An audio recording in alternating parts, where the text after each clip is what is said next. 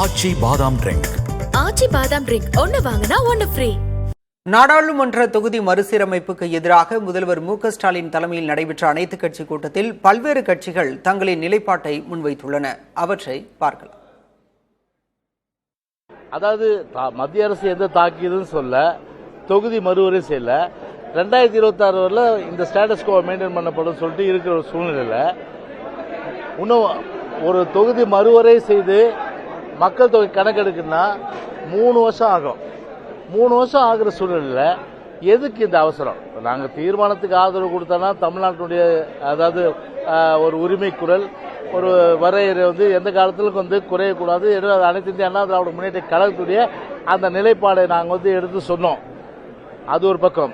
ஏன்னா இந்த உரிமையை நாங்கள் எந்த காலத்தில் விட்ட மாட்டோம். ஆனால் உரிமையை பற்றி பேசுவதற்கு இந்த திமுக அரசுக்கு, குறிப்பாக முதலமைச்சராக உள்ள ஸ்டாலினுக்கு அதற்குண்டான முகாந்திரம் இருக்கின்றதா? இல்லை.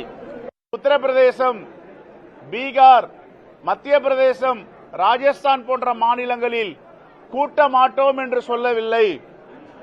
ஒரு கோடை அழிக்காமல், அகற்றாமல் எப்படி இன்னொரு பெரிய கோடு போடுவார்களோ அப்படி தமிழ்நாட்டின் உரிமைகளை பறிப்பதற்கும், தமிழ்நாட்டு மக்களுடைய நலன்களை அப்புறப்படுத்துவதற்கும், வடமாநிலங்களில் உள்ள தொகுதிகளை உயர்த்துவதற்கு திட்டமிட்டிருக்கிறார்கள்.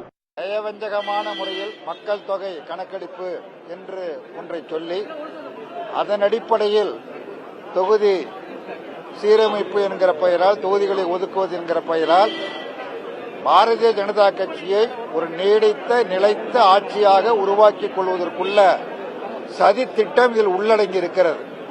எந்த ஒரு மாநிலத்தினுடைய தொகுதி எண்ணிக்கை குறைவதையும் மார்க்சிஸ்ட் கம்யூனிஸ்ட் கட்சி ஏற்கவில்லை. ஒருவேளை ஒட்டுமொத்தத்தில் பாராளுமன்ற தொகுதி உறுப்பினர் எண்ணிக்கை உயர்த்துவதாக இருந்தால் அதே சதவிகிதத்தில், சமச்சீரான விகிதத்தில் அனைத்து மாநிலங்களுக்கு உயர்த்த வேண்டும். அந்த முறையில்தான் தொகுதி எண்ணிக்கை உயர்த்தப்பட வேண்டுமே தவிர மக்கள் தொகை எண்ணிக்கை அடிப்படையில் தொகுதி எண்ணிக்கையை மாற்றியமைப்பதை மார்க்சிஸ்ட் கம்யூனிஸ்ட் கட்சி எதிர்க்கிறது என்பதை நாங்கள் அனைத்து கட்சி கூட்டத்தில் வற்புறுத்தியிருக்கிறோம்.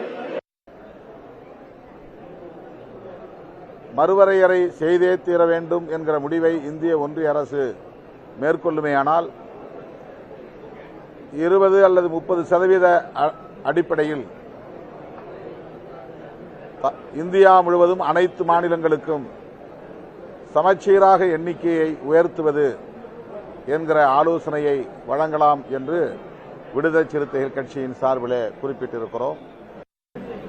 உத்தரப்பிரதேசுக்கு 48 தொகுதிகள் கிடைக்கும் கூடுதலாக, பீகாருக்கு 30 தொகுதிகள் கூடுதலாக கிடைக்கும், மகாராஷ்டிராவுக்கு 20 தொகுதிகள் கூடுதலாக கிடைக்கும், தமிழ்நாட்டுக்கு வெறும் 2 தொகுதிகள் தான் கூடுதலாக கிடைக்கும், கேரளாவுக்கு 1 தொகுதி குறையும்.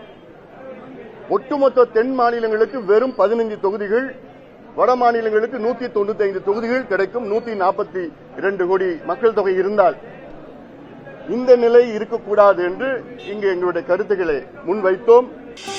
ஆச்சி பாதாம் ட்ரிங்க். ஆச்சி பாதாம் ட்ரிங்க் ஒன்னு வாங்கினா ஒன்னு ஃப்ரீ.